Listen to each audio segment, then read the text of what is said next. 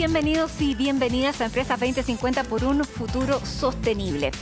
En 2020, y pese a la disminución provocada por la pandemia, el 36% de la energía final que se consumió y el 37% de las emisiones de CO2 que generó esta energía en todo el mundo vinieron de la industria de la construcción. Significa un impacto enorme y es por esto que en esta edición de Empresas 2050 queremos mostrarles cómo grandes y pequeñas empresas del rubro están logrando avances que permiten soñar con un mejor planeta. Bienvenidos. Toman residuos de las obras de la construcción, se los dan a internos para su refacción y terminan ofreciendo un original revestimiento.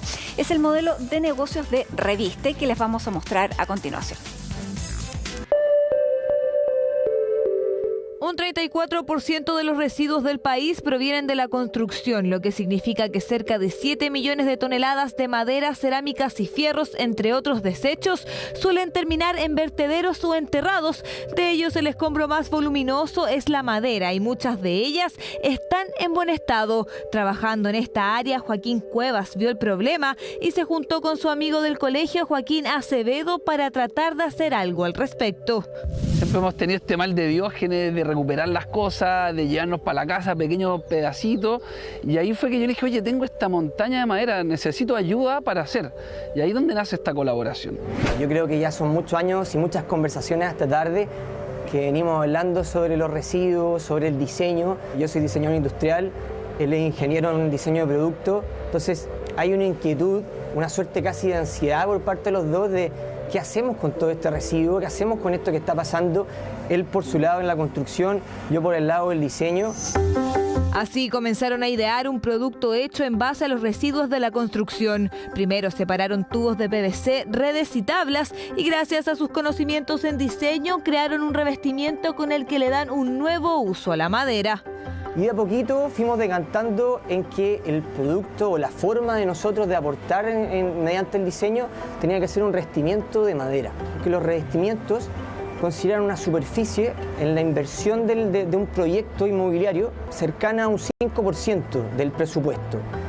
Pareciera poco un 5%, pero si consideramos la inversión anual en la industria de la construcción en Chile, es bastante. Y también por los volúmenes que podemos llegar a producir como producto. En octubre de 2020, en plena pandemia, Reviste comenzó a funcionar. Sin embargo, faltaba una parte esencial para que naciera el proyecto: los trabajadores para recuperar la madera y hacer los revestimientos. Empezamos a publicar el trabajo que estamos haciendo en redes sociales. Oye, tenemos esta madera, tenemos estos productos, y ahí fue donde el CEREMEDI de Justicia se acerca a nosotros, que es un conocido, y nos dice, oye, ¿por qué no lo hacemos esto en la cárcel? Nos dice, oye, chicos, ¿y por qué no manufacturan esto en el CET? Y nosotros, ¿qué es el CET? Y ahí nos empezamos a meter en este mundo. Bueno, el CET es el Centro de Educación y Trabajo de Gendarmería de Valparaíso. Y desde que tuvimos la primera reunión en el CET, que esto no paró. Reviste comenzó a trabajar en equipo con los 30 internos del Centro de Educación y Trabajo de Gendarmería de la región de Valparaíso, donde las personas privadas de libertad recibieron una capacitación especializada.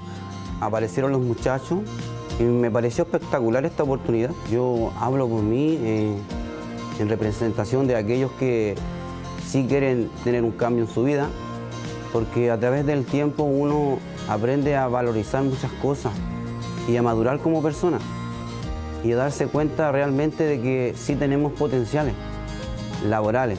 Para nosotros es un proyecto muy importante porque significa la colocación de una empresa privada al interior del CET Valparaíso, el cual entrega oportunidades reales de reinserción a nuestros privados de libertad que se encuentran cumpliendo condena en este recinto. En febrero de este año, la empresa se ganó un fondo Corfo de 25 millones de pesos con los que compraron maquinaria y junto con los reclusos comenzaron a producir. El 40% de las ventas del producto queda como remuneración para los internos. Empezamos a enseñar a trabajar la madera, empezamos a hacer capacitaciones, les enseñamos disciplina, a cumplir con un horario, a cumplir con responsabilidad. Entonces pues nos dimos cuenta que este proceso de reinserción de ellos en la sociedad no solamente pasarle dinero, hay un proceso que es mucho más interesante, que es hacerlos parte de un proyecto. Nosotros hemos sido parte y hemos visto la motivación de los internos y las ganas de abrazar trabajo como cambio en su vida para poder obtener recursos para alimentar a su familia, ¿ya? Por lo tanto, estos proyectos son de alta importancia para nuestra institución. Un trabajo que también se hace de la mano de las constructoras. Si bien Joaquín ya trabajaba en una, necesitaron de la ayuda de Hugo Peirano, un nuevo socio de Viconsa, quienes tuvieron que cambiar su forma de hacer las cosas y separar los desechos para que se les pueda dar otro uso. El trabajo que hacemos nosotros es capacitar a la gente, no solo a las personas que separan el residuo, sino que a las jefaturas también. El jefe de terreno, la oficina técnica, el administrador, todos tienen que estar en un sistema de trabajo para que el residuo se mantenga separado y limpio. Entonces, eso hace que la obra tenga índices de seguridad mayores que otras obras que son desordenadas, que son sucias. Esto es una nueva forma de trabajar. A mí me ha tocado ir a otras constructoras en donde se ve una montaña de todo adentro. Entonces todo uno lo ve como una bola de escombros. Pero cuando uno ya le toma el valor a cada uno de los productos que están ahí y cuál puede ser la finalidad de cada una de esas cosas, ya uno cambia la mente. Con todos los actores presentes en este modelo de diseño y economía circular, en abril de 2021 Reviste hizo su primera venta a la inmobiliaria Australis, quienes comenzaron a usar los revestimientos sostenibles en sus construcciones. En todos nuestros proyectos intentamos de incorporar el reciclaje, que es parte de la obra en construcción de todo el proceso, y intentamos regenerar estos materiales que en un principio son residuos y que después los podemos reutilizar generando estos revestimientos de terminaciones en productos como el hall de acceso a un edificio. Reviste lleva 60 metros cuadrados instalados y 50 metros más de madera reciclada en fabricación. Esto con el fin de llegar con su modelo de economía circular no solo en Valparaíso, sino que también al resto del país. Nosotros nos imaginamos llegando a todo Chile primero, porque en todo Chile existen residuos, existe construcción y existen también centros penitenciarios como el CET. Entonces nos imaginamos fabricando muchos metros cuadrados, por así decirlo, e impactando en muchas empresas para inspirar a las personas que hagan este tipo de cosas. Tenemos muchos residuos acá atrás que tenemos que separar. Y entonces esto es un ejemplo de que sí se puede hacer algo diferente. Hay que sacarse de la cabeza esa mentalidad de que alguien más va a resolver este problema del medio ambiente, alguien más lo va a arreglar. No lo va a arreglar alguien más, lo tenemos que arreglar nosotros, cada uno de nosotros, ya sea reciclando, ya sea usando menos energía, ya sea apoyando a empresas como Reviste y consumiendo bien, siendo conscientes de lo que compramos. Conciencia de compra y uso de materiales que ya llegó a la construcción y que Reviste busca ampliar a la recuperación de otros materiales en un camino circular que da oportunidades de una nueva vida a las personas y también a los residuos.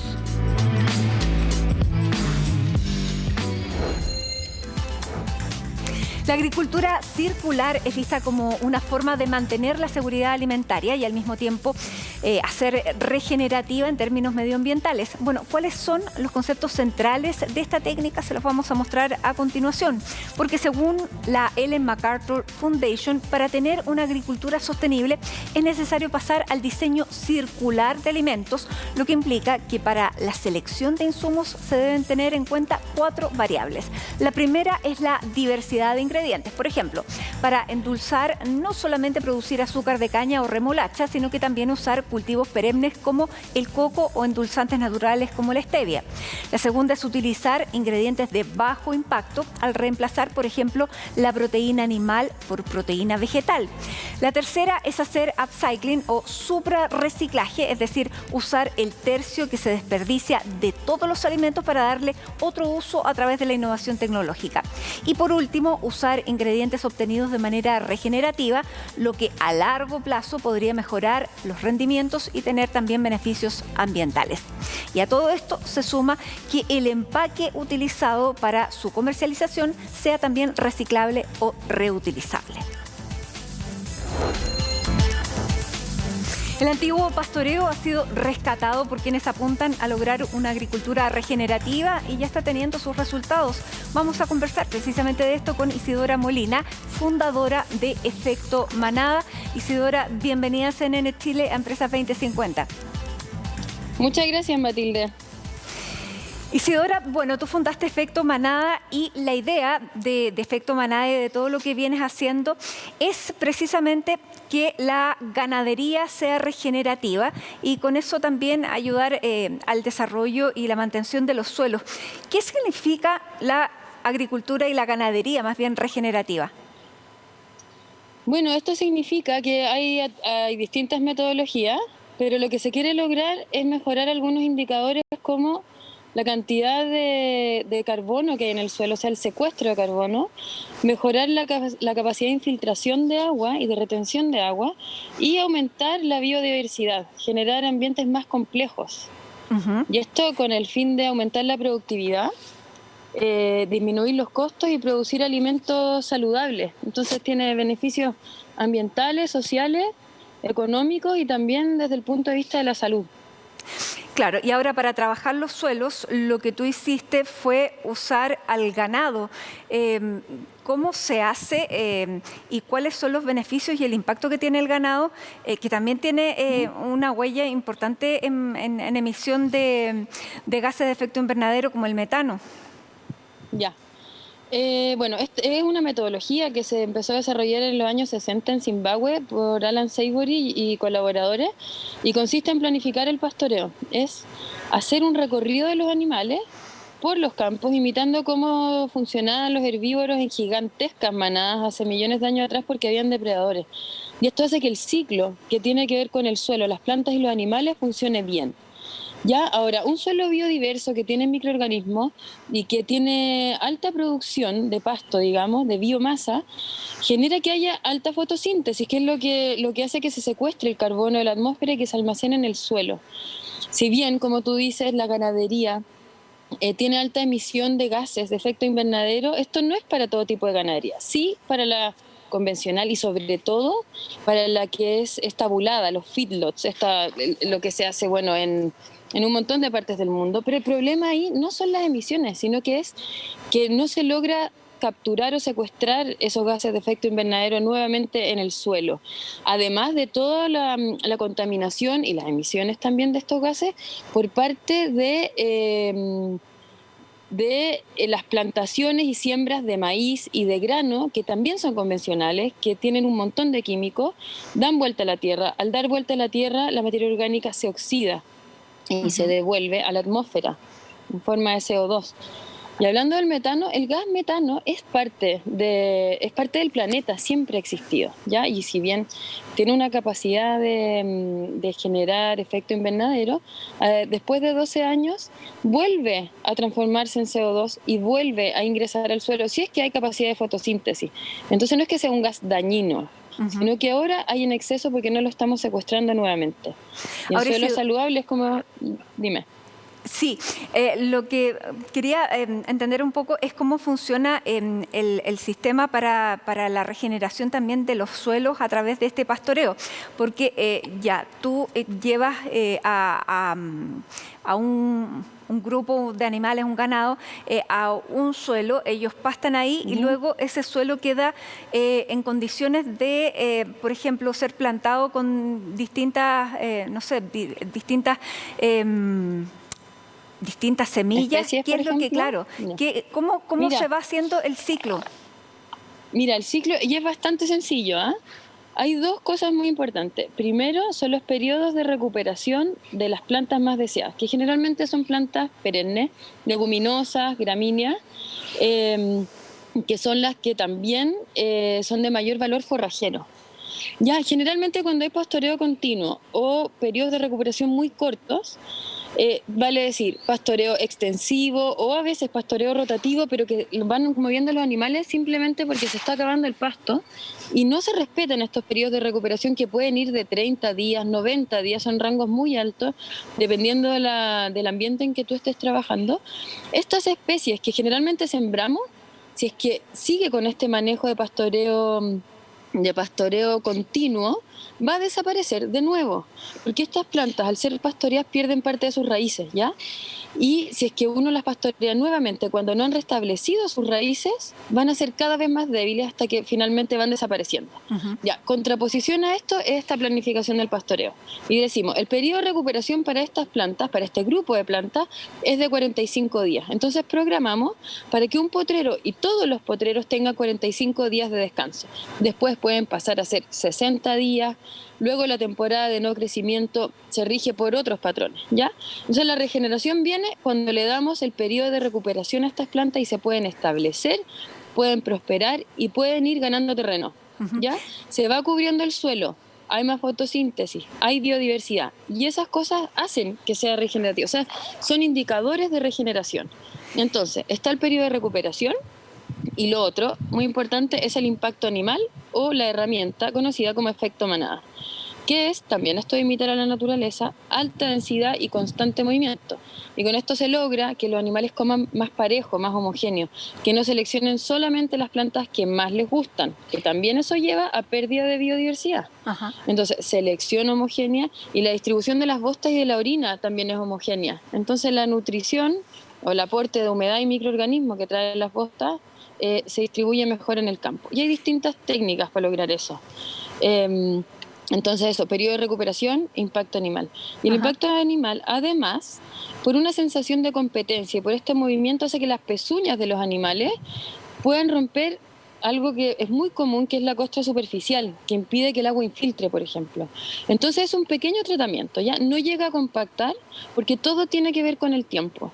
Entonces estamos poco tiempo en cada potrero. Es un tratamiento, un disturbio, comer, bostear, orinar y moverse hasta que todo eso se recuperó. Y si entonces y para terminar, se nos acaba el tiempo, ¿cómo ha sido el impacto y cómo ha sido recibida esta técnica aquí en Chile? Me imagino que al principio costó que los agricultores te dieran sus terrenos o sus ganados para hacer este trabajo. Bueno, uno de mis colegas partió con esto en Magallanes hace creo que 12 años atrás. Yo lo agarré esto como hace 9 o 10 años atrás y sí, efectivamente en esa época muy poquita gente quería. Y cuando armé Efecto Manada, que fue hace 6 años atrás, no había clientes, simplemente no había. Entonces trabajé voluntaria con alguna familia, me gané un proyecto del FIA, de la Fundación para la Innovación Agraria del Ministerio de Agricultura, y ahí empecé con pilotos en frutales, viñas y ovejas. Y de ahí de a poco, bueno, fui agarrando experiencia y hoy día te diría que es diametralmente distinto y estoy muy contenta por eso, porque ya no tengo que yo ir a buscar clientes, sino que llaman y quieren asesoría, y ahora estamos dando un curso, por ejemplo, con la Católica, que entre el año pasado y son alrededor de 90 personas. Entonces el interés ha ido creciendo exponencialmente. Y se va multiplicando la idea. Isidora, te queremos agradecer este tiempo con nosotros aquí en CNN Chile, felicitarte también por esta iniciativa que es muy sustentable para nuestra agricultura, para los suelos, para todo lo que necesitamos, sobre todo en este tiempo a partir del último IPCC. Así que muchas gracias por estar con nosotros y mucha suerte también con el proyecto. Muchas gracias, Matilde, que esté muy bien. Tú también. Y a esta hora nos vamos a una pausa en Empresas 2050, ya regresamos con más.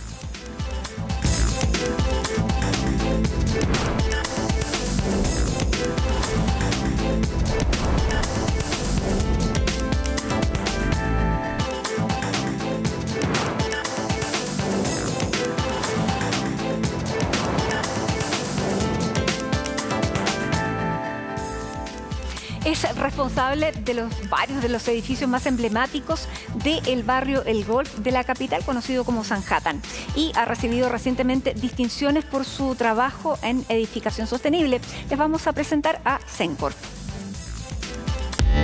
Cencorp lleva más de 60 años desarrollando soluciones inmobiliarias de vanguardia.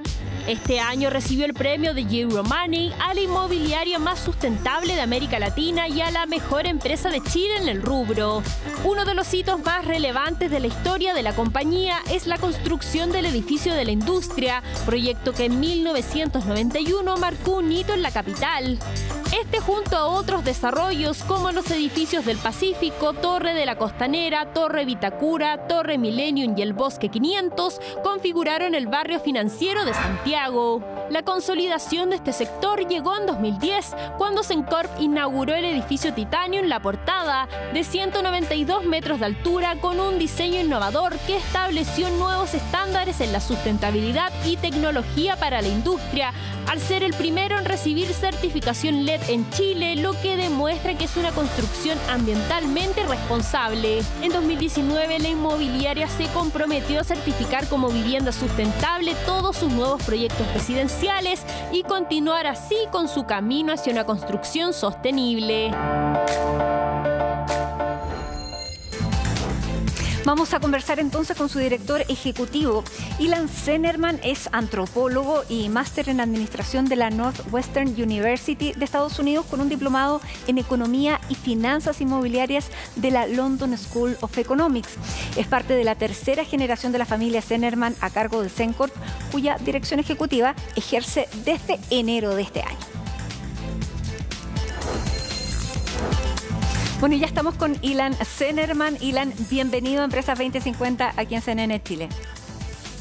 Muchas gracias, Matilde. Un gusto estar acá. Gracias por la invitación.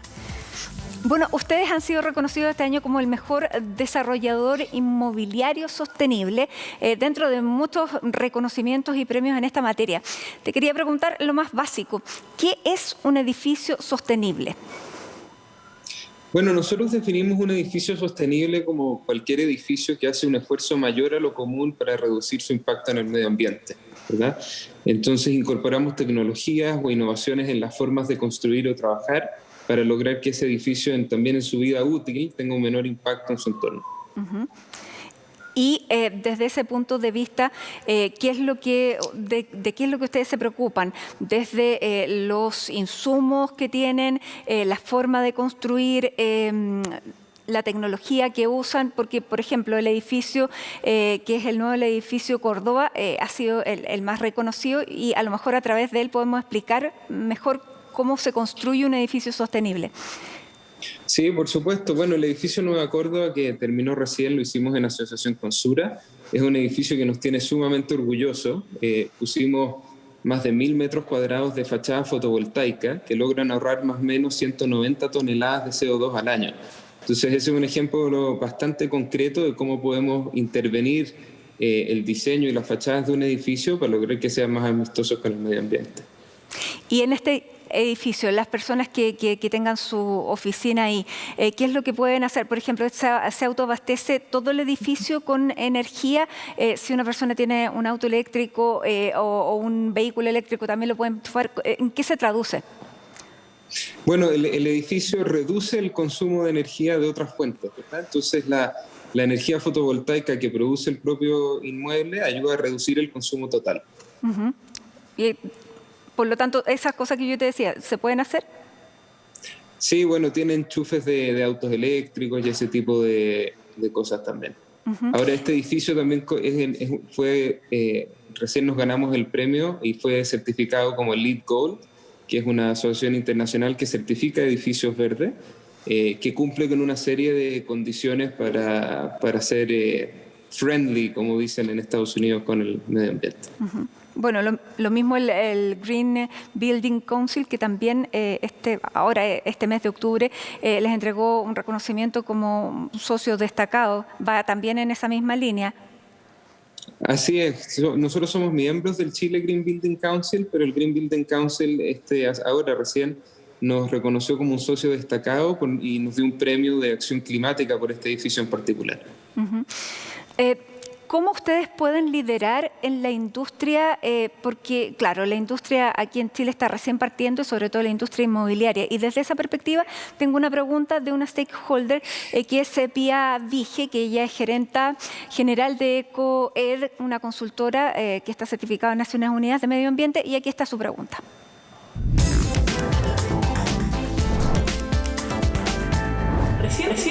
el Green Deal, como se reconoció a Cencor por su acción climática. Desde COED estamos apoyando a la industria de la construcción a avanzar en carbono neutralidad y por eso me encantaría saber cómo Cencor está liderando a la industria hacia un estándar de construcciones más bajas en carbono. Bueno, ahí está, esa era su pregunta, Ilan. Sí, buena pregunta, Pía. Bueno, nosotros hacemos una serie de cosas desde el inicio del proyecto, desde que el proyecto está en los planos hasta cómo se planifica la construcción en adelante. Y eso tiene que ver con innovaciones en las obras como en el diseño arquitectónico. Nosotros en Cencor, desde el 2007, que no desarrollamos edificios de oficina que no cumplan con las categorías LEED. Ese tipo de certificaciones internacionales dan una serie de reglas que si uno las sigue ayudan bastante al medio ambiente. Y desde el 2018 que definimos que todos nuestros proyectos residenciales iban a cumplir con la certificación de vivienda sustentable, ¿verdad? Entonces, hay organismos que certifican que uno esté haciendo bien la pega. Nosotros tratamos de regirnos por ello e innovar en todo lo que sea posible. En el caso de Nueva Córdoba fue con fachadas fotovoltaicas, ¿verdad? Pero, por ejemplo, en el proyecto de Parque Titanium, en el Golf, ocupamos tecnologías que usan aguas napas subterráneas para reducir el uso de energético de aire acondicionado. Uh-huh. Ilan, ¿y eso significa para los precios finales un incremento de precios? ¿Esta tecnología de alguna manera se paga más caro? No necesariamente, de repente se paga más caro en un inicio, pero sin duda el ahorro que se genera a lo largo de la vida útil del inmueble es significativo. Por lo tanto, cuando uno ve la vida total del edificio, termina siendo una inversión que disminuye el costo. Esa es la realidad. Y dentro de lo que es la industria chilena, ustedes han sido los pioneros, los líderes están siendo, y ese es el reconocimiento que tienen a través de estos premios. ¿Cómo ves la industria? ¿Se están sumando también o es complejo, sobre todo en este escenario post-pandemia, post-crisis y más bien post-crisis, en plena tal vez esta crisis económica con esta tendencia inflacionaria? ¿Cómo se ve el escenario? Mira, el escenario para la industria no es fácil y obviamente innovar y atreverse a ir más allá requiere tener los recursos para hacerlo, ¿verdad? Yo creo que hay hartas empresas que están sumando a esta ola, es algo que el consumidor pide. Nosotros en Cencor, como dije, desde el 2007 que ya estamos en un proceso de construir de la manera más verde posible y la idea sería que ojalá toda la competencia y toda la industria se sume a este proceso de construir con conciencia. Nosotros en Cencor nos apasiona la vanguardia, estar a la vanguardia en la innovación. Nuestra misión es desarrollar proyectos extraordinarios que aporten a su entorno y a la gente que los ocupa y simplemente no vemos de qué forma podemos colaborar más si no cuidamos el entorno en el que estamos construyendo. Ilan, y como empresa, ¿qué poder de negociación tienen frente a los que les surten de materiales? ¿A la escasez de materiales? No, para que los materiales también cumplan con exigencias de sostenibilidad en sus procesos productivos. Bueno, nosotros tratamos de buscar materiales que cumplan con esos requisitos. Ahora en particular con la pandemia y las escasez que hay, no hay tanta disponibilidad ni variedad de materiales como nos gustaría, pero cada vez están habiendo nuevas innovaciones que permiten construir mejor.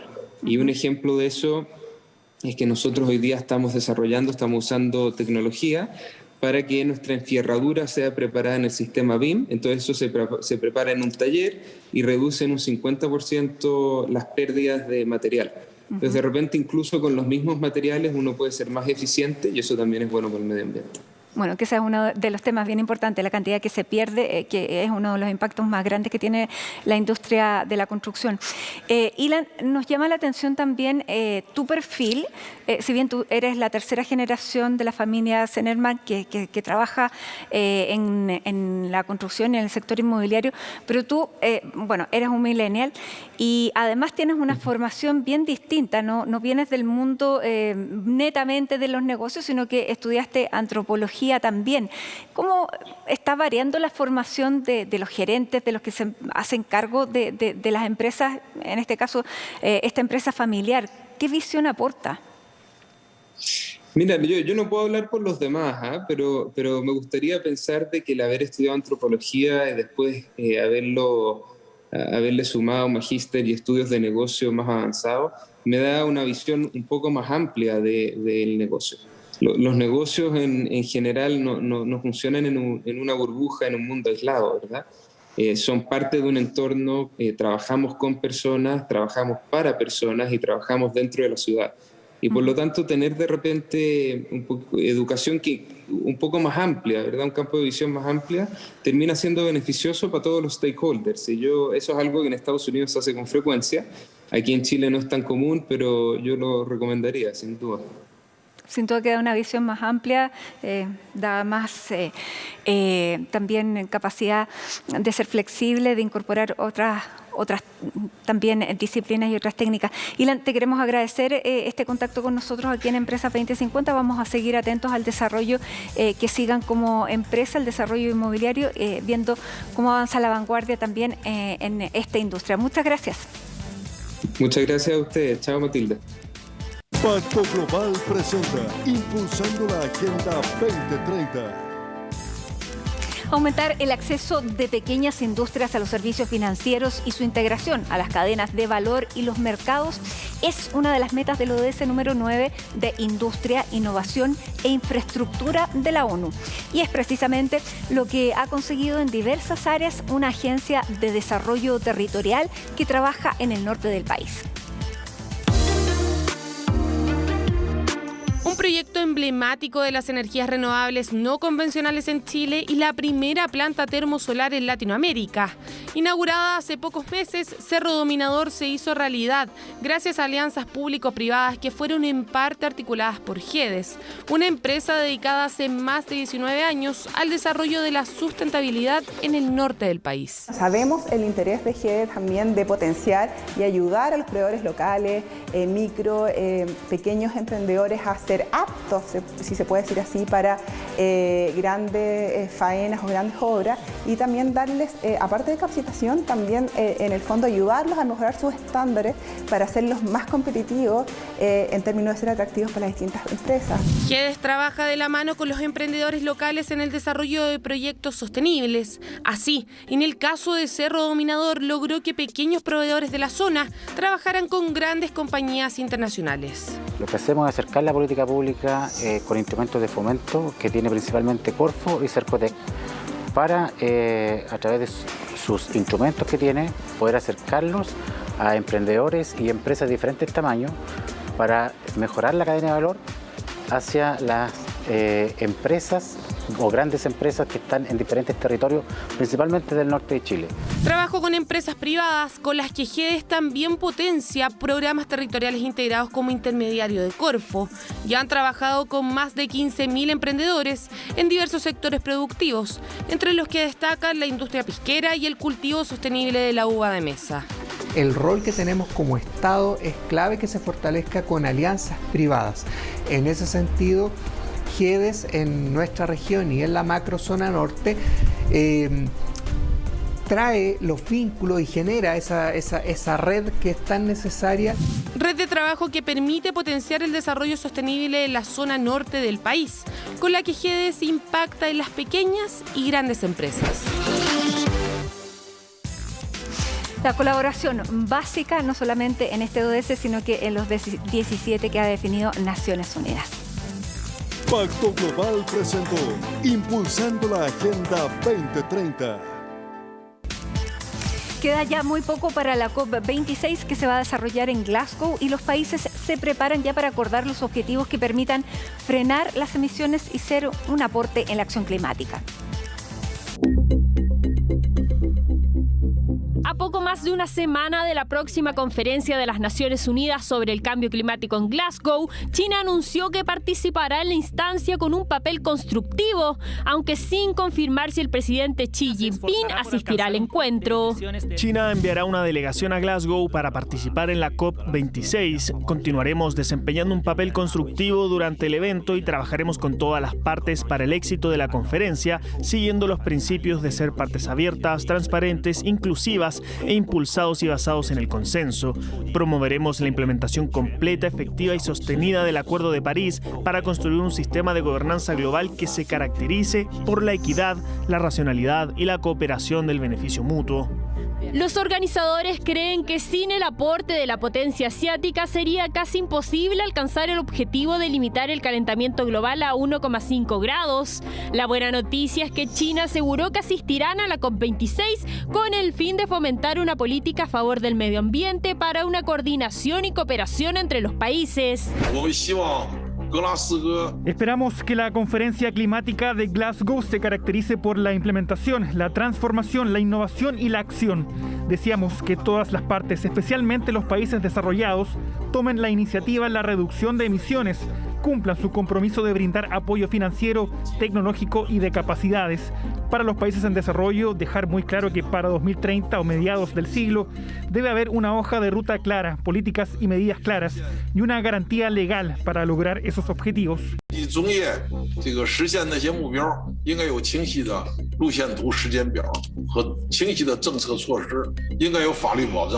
Todos los ojos están puestos en la próxima cumbre climática, donde los líderes mundiales deberán establecer estrictos objetivos para que las empresas frenen el uso de combustibles fósiles a fin de estabilizar la temperatura del planeta. Ante esto, los legisladores europeos votaron por un reglamento que debería exigir que los países establezcan objetivos nacionales cada 5 años. Nuestra prioridad es brindar alivio a las familias y empresas vulnerables. Algunas medidas se pueden tomar muy rápidamente según las normas actuales de la Unión Europea. Esto incluye el alivio para las empresas o familias mediante ayudas estatales y específicas a los consumidores, junto con recorte de tasas e impuestos.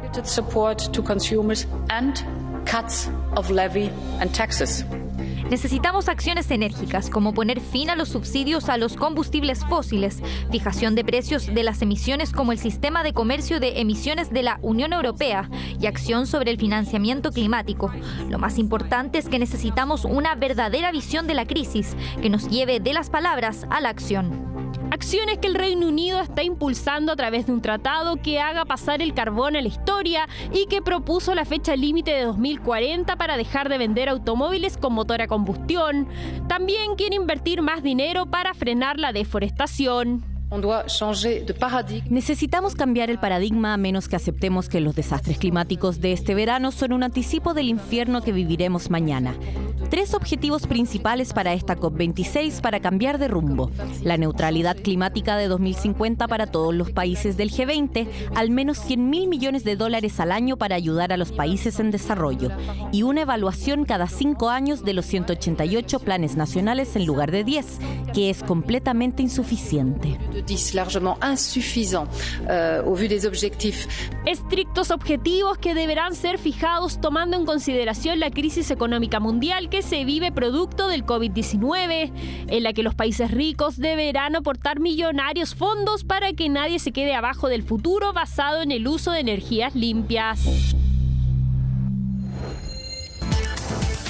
Una empresa escocesa de biotecnología encontró la forma de convertir derivados del whisky en combustibles para automóviles. Veamos cómo lo hizo. La bebida nacional de Escocia se compone de cebada, levadura y agua, y el proceso de fabricación deja tras de sí granos usados conocidos como draff y un líquido azucarado llamado pot ale.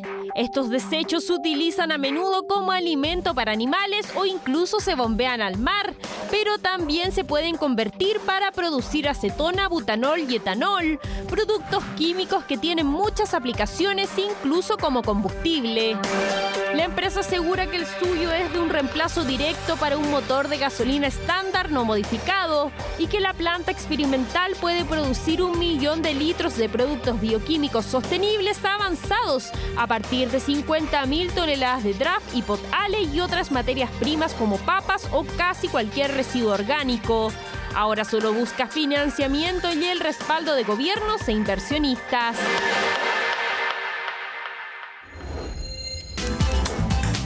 Bueno, seguramente algunos quisieran que el proceso fuera a la inversa, pero estamos hablando de energía y de energía limpia. Así llegamos al final entonces de esta edición de Empresas 2050. Muchísimas gracias por acompañarnos y los dejamos invitados a que sigan en nuestra sintonía.